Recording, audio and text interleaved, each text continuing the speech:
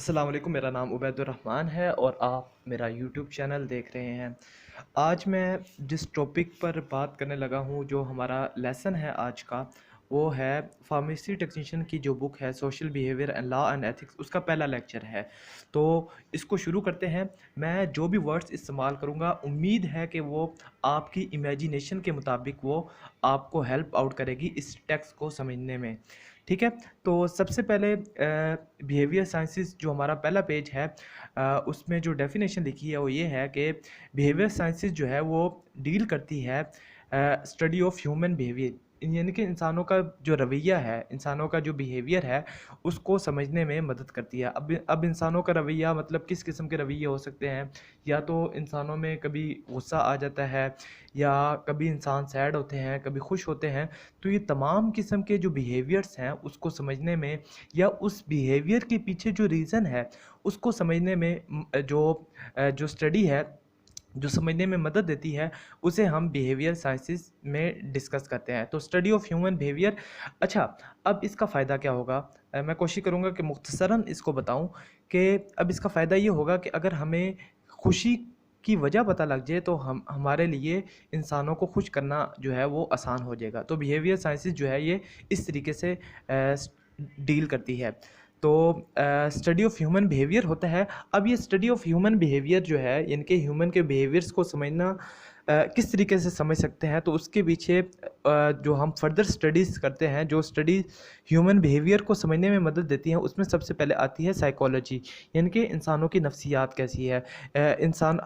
اب ہر انسان کا الگ بیک گراؤنڈ ہوتا ہے، تو اس کی سائیکی بھی الگ ہوتی ہے۔ جیسے کہ کوئی انسان اگر ایسے گھر میں پیدا ہوا ہے جہاں پہ غربت تھی، تو اس کی سائیکی الگ ہوگی۔ ایک انسان ایسے گھر میں پیدا ہوا ہے جو اپنے آپ کو سردار کہتے ہیں، یا جن کا علاقے میں ایک جگہ پہ نام ہے، تو ان کی سائیکی الگ ہوگی۔ تو ان کے بیک گراؤنڈ کے لحاظ سے ان کی سائیکالوجی ڈیفرنٹ ہوتی ہے۔ تو اس طریقے سے ان کے بیہیویئر کو پریڈکٹ کرنا، سمجھنا آسان ہو جاتا ہے۔ تو سائیکالوجی کے اس کے اندر پرنسپل بہت زیادہ ہمارے کام آتے ہیں۔ اس کے علاوہ سوشیالوجی جو ہے وہ سوشیالوجی ہوتی ہے کہ ہماری سوسائٹی کا علم۔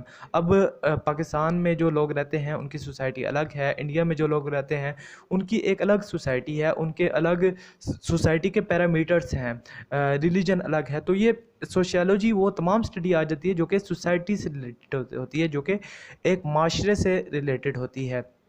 اس کے بعد آتی ہے اینتھروپولوجی۔ اینتھروپولوجی کی آگے بھی ڈیفینیشن آئے گی، اس کو ہم وہاں پہ ڈسکس کریں گے، لیکن ابھی تک کے لیے اتنا سمجھیں کہ ایک انسان کا اب سوشیالوجی میں تو ہم معاشرتی پہلوؤں کو دیکھتے ہیں، جبکہ اینتھروپولوجی میں ہم انسانوں کی ایولیوشنری ہسٹری کو دیکھتے ہیں کہ ایک انسان کا، جیسے کہ پٹھان ہوتے ہیں، ان کا ایک الگ بیک گراؤنڈ ہے، وہ پہاڑی علاقوں سے آئے ہیں، تو ایک ایولیوشنری ہسٹری بن جاتی ہے۔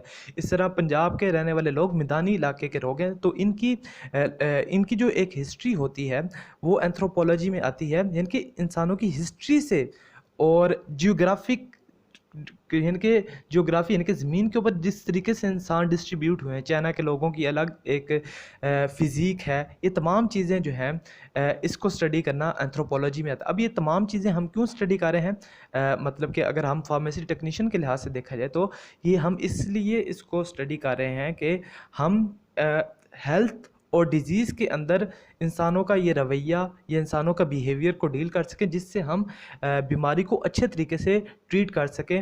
اور اس کے علاوہ اس کی اور بھی بہت زیادہ اپلیکیشنز ہو سکتی ہیں، لیکن ہم یہاں پر صرف اور صرف ہیومن ہیلتھ اور ڈیزیز، یعنی کہ ہیلتھ میں انسان کا بیہیویئر کیسا ہوتا ہے اور ڈیزیز میں انسان سیڈ ہو جاتا ہے۔ جیسے کہ اگر IBS کی پرابلم ہو کسی کو، یا کسی کو بلڈ پریشر کا ایشو ہو، تو یا کسی کو برین کا ایشو ہو، تو اس کنڈیشن میں انسان جو ہوتا ہے وہ کافی ڈسٹرب رہتا ہے، بے چین رہتا ہے۔